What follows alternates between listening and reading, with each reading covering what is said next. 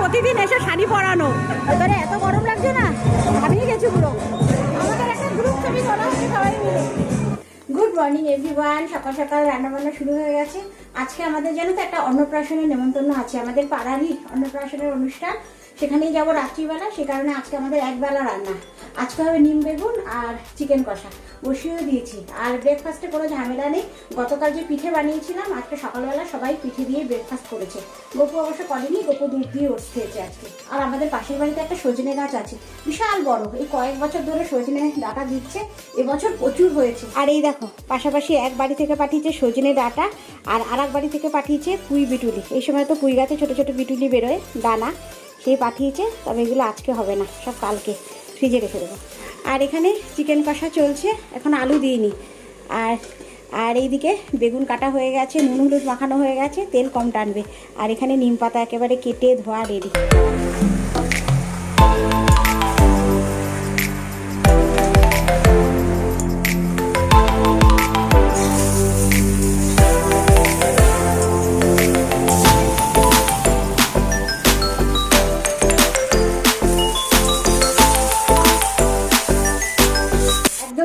রান্না হয়ে গেছে আমার 11টার মধ্যে। এখন স্নানে যাব, গরম লাগছে ভীষণ। এই যে এখানে চিকেনও একেবারে কমপ্লিট, আর এখানে আছে নিম বেগুন। একদম সিম্পল লাঞ্চ আমাদের আজকে। 11:10 আমার রান্নাবান্না একেবারে কমপ্লিট। শুধুমাত্র ভাতটা বাকি, ওটা একটু গরম খাই তো, একেবারে খাওয়ার আগে আগে ওটা করবো। এই যে কুকারের মধ্যে সুন্দর চাল ধুয়ে একেবারে রেডি করা রয়েছে। খাওয়ার আগে একটা সিটি মারলেই ভাত হয়ে যাবে আমাদের। আর এখন 7:30টার মতো বাজছে, আমাদের গপু চলে এসছে। ও একটু চা খেতে চাইছে, ওকে চা দিয়ে তারপরে তৈরি হবো। আর এই যে সুন্দর গপুর স্পেশাল চা দিয়ে পিঠে, চিতই পিঠে আর চা। ইগো ও ঘরে, এখানে দিয়ে যাবো না, তোমার স্পেশাল চা খাওয়া হবে, তারপর তৈরি হবো। Thank you. সুন্দর একেবারে তৈরি হয়ে দিয়েছি। এখন 9:30টার মতো বাজছে জানো তো। আর আজকে একটু দেরি হয়ে গেল আমাদের যেতে, কেন মিমোর যেহেতু কালকে পরীক্ষা আছে। মিমো পড়লো, পড়া শেষ করলো, তারপরে তৈরি হয়েছি। আজকে একটা মজার জিনিস হয়েছে জানো তো, আমি একেবারে হলুদ রঙের একটা জর্জেট শাড়ি পরে নিয়েছি। গপু সেটা দেখেছে। এবার আমি গপুকে আজকে কোনো ড্রেস বার করে দিইনি। আমি তৈরি হয়ে বাইরে যখন এসছি এই ঘরে, দেখছি ও দিব্যি খুব সুন্দর একটা হলুদ রঙের পাঞ্জাবি পরেছে, ম্যাচিং। আমার সাথে ম্যাচিং করেছে গপু আজকে ডোডো জানো তো আমাদের সাথে যাচ্ছে না। তার কারণ ডোডোর একজন প্রিয় আর্টিস্ট, আজকে তার প্রোগ্রাম আছে, একটা কনসার্ট আছে, সেখানেই গেছে। অনেকদিন ধরে ডোডো টার্গেট ছিল জানো তো, তালবিলদারের একটা প্রোগ্রাম আছে আমাদের কলকাতায়।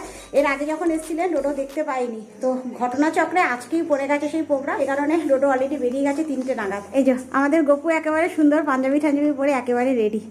আমার সাথে ম্যাচিং হয়ে গেছে না? অনেকটাই ম্যাচ হয়ে গেছে। হ্যাঁ, দুটোই হলুদ, দু রকম হলুদ আমাদের। চলো বেরিয়ে যাই। আর একটু আগে বেরোলে ভালো হতো জানো তো। একেবারে চলে এসেছি আমার বোনের বাড়ির সামনে। এটা তো আমাদের স্টপিস, কোথাও যদি একসাথে যাওয়ার থাকে এখানে দাঁড়াই, ওরা বেরোয়, তারপরে একসাথে যাই। এই যে গান শুরু হয়ে গেছে অলরেডি ওখানে না, একদম ঝকঝকে। আমাদের বাড়ির এখান থেকে শুরু হয়েছে লাইট। আমাদের ক্লাবে হচ্ছে জানো তো ওদের অনুষ্ঠানটা। ওখানে গেলে পরে কথা বলতে পারবো না, এত আওয়াজ। যা বলার এখানেই বলে না বন্ধুদের তোমার, ওখানে গিয়ে আওয়াজের কথা বলতে। হ্যাঁ, এই যে খুব সুন্দর একটা গেট, একদম সামনেই এন্ট্রি।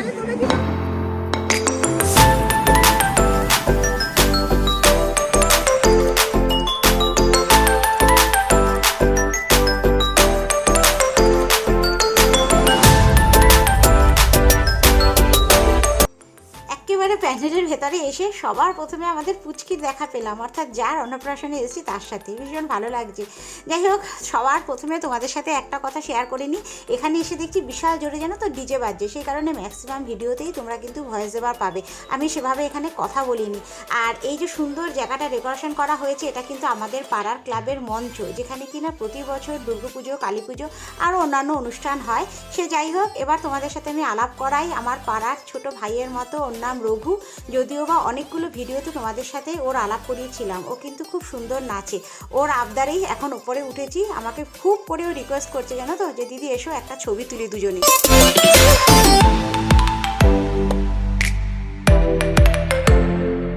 আমার ছোটবেলার বান্ধবী, স্কুলের বান্ধবী, পাড়ার বান্ধবী, একসাথে ছবি তোলা হচ্ছে আমাদের। আর আমার বান্ধবী তো খুব হুজুকে, বলছে চল সবাই মিলে একসাথে বসে একটা গ্রুপ ছবি তুলি। সেই কারণে আমিও বসে পড়লাম।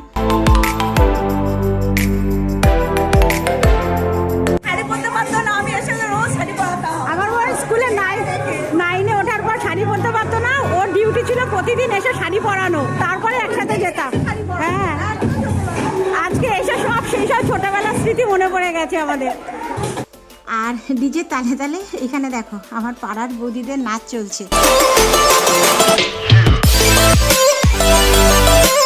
চলে এসছি একেবারে স্ন্যাক্সের লাইনে। এটা চিকেন পাকোড়া আর ওটা সুন্দর বেবিকর্ন নিয়ে চলে এসছি। চিকেন পাকোড়া খাবো না।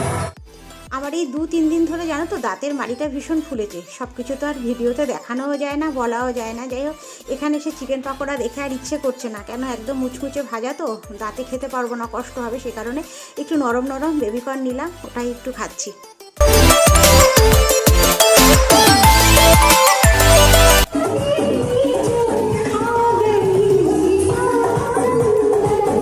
আজকে এই বৌদিকে নিয়ে আর গপুকে নিয়ে না ভীষণ হাসাহাসি করছিলাম, জানো তো। আমাদের গপু তো গান পেলে আর নাচ ধরে রাখতে পারে না, শুরু করে দেয়। আর ঘটনাক্রমে এই বৌদির আর গপুর পোশাক হয়ে গেছে হলুদ, এই কারণে ভীষণ হাসছিলাম। এবারে এত গরম লাগছে না, এত লোকের গ্যাদারিং, বাইরে চলে এসেছি। বাইরেটা বেশ ঠান্ডা ঠান্ডা আছে, ঘামিয়ে গেছি পুরো ঘামিয়ে গেছি। আর এখানে এসে স্মৃতি হিসাবে কিছু ছবিও তুলে নিলাম, কিছু গপুর সাথে, কিছু আমার নিজে। কিন্তু জানো তো আমার বোনের সাথে তোলা হয়নি, পরে এডিট করতে বসে আমি ভাবছি। যাই হোক, তোমাদের সাথে সেই কারণে একটু শেয়ার করে নিলাম।